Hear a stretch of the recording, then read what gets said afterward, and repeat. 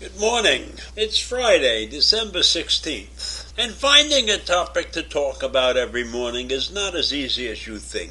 Sometimes I find it quickly and sometimes it takes a little bit longer. And so today I'm going to talk about this topic that I found because of the title of an article. The title of the article was so intriguing that I was forced to read it and then continue on to do research so that I could speak to you about it today. The article's title was, "What Would Plato Say About ChatGPT?" So here they are in this article linking Plato, who existed in a time before there was an alphabet, with something that we can do on a mini computer nowadays, with a software product called ChatGPT. In fact, Plato was against the alphabet. He was worried that the use of text would threaten traditional memory-based arts of rhetoric. In other words, he felt if you wrote things down, your full feelings wouldn't come forth like they did when you were saying something from memory. He felt that using that modern technology, that's what the alphabet was considered in those days, modern technology, would create a forgetfulness in the learner's souls. And therefore, whatever came out of their mouth would not necessarily be the absolute truth. It would not contain a semblance of the truth. And that those who would adopt the alphabet would generally know nothing because they couldn't show the wisdom of their memory. This was like speaking without reality to Plato. Now Plato was born a long time ago, in 427 or 428 BCE, and he lived around 80 years. So to bring somebody like that into the conversation with relating it somehow to current modern technology is pretty impressive. So let's talk about ChatGPT. It's a conversational artificial intelligence program that was recently released by OpenAI. And it's not just another entry into the artificial intelligence hype circle, as they call it. It's a significant advancement that can produce articles in response to an open-ended question that are comparable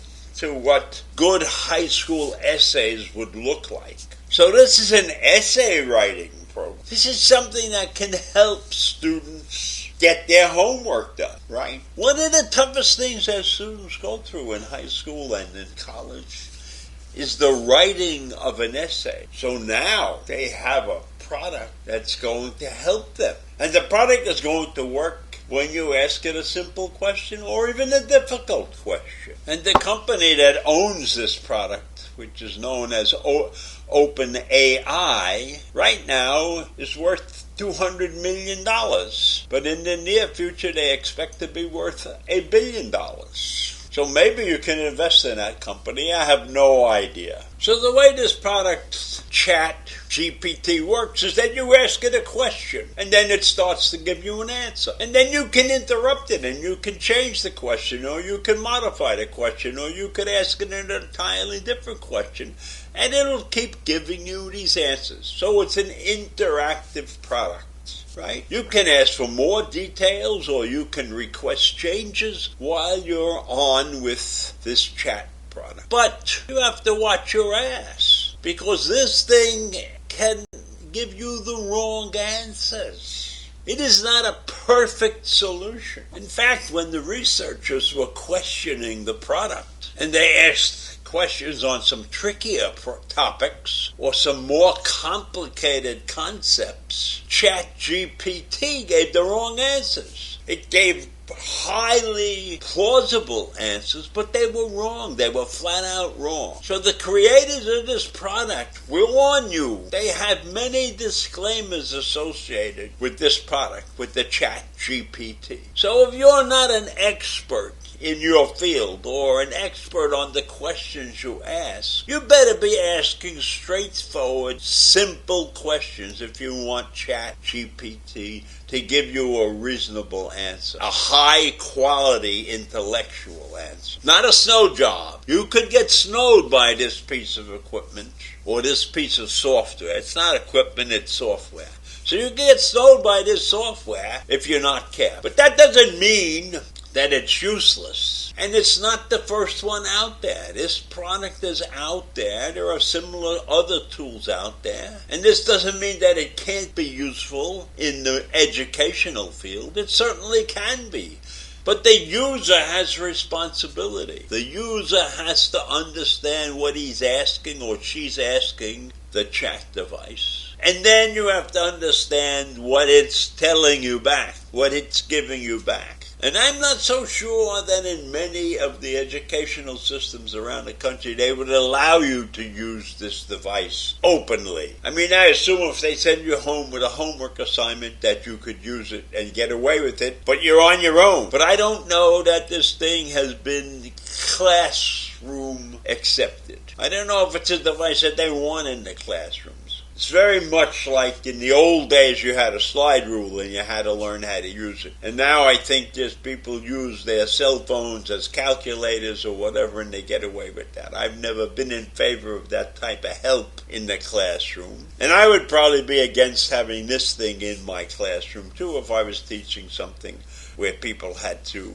create a written document. I mean, writing is a skill. It's a very important skill. So having this device that can write an essay for you or write a letter for you, I think it's important, but I don't think it's the answer as far as the education of a child is concerned. Children should learn how to respond with their own essays. They must learn how to write. Reading and writing is a critical skill. I mean, we've done away with cursive in the educational field, and now we're going to do away with the capability of writing essays. One of the most important things that you're required to do nowadays when you try to get into college is write an essay. Can you imagine if you gave that responsibility over to ChatGPT and it wrote an entire bunch of lies as an answer to the question, and then you don't know that because you have faith in this device?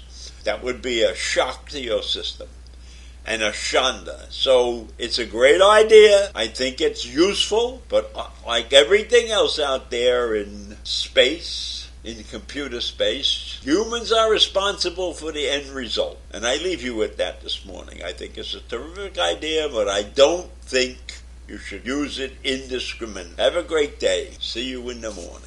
Bye.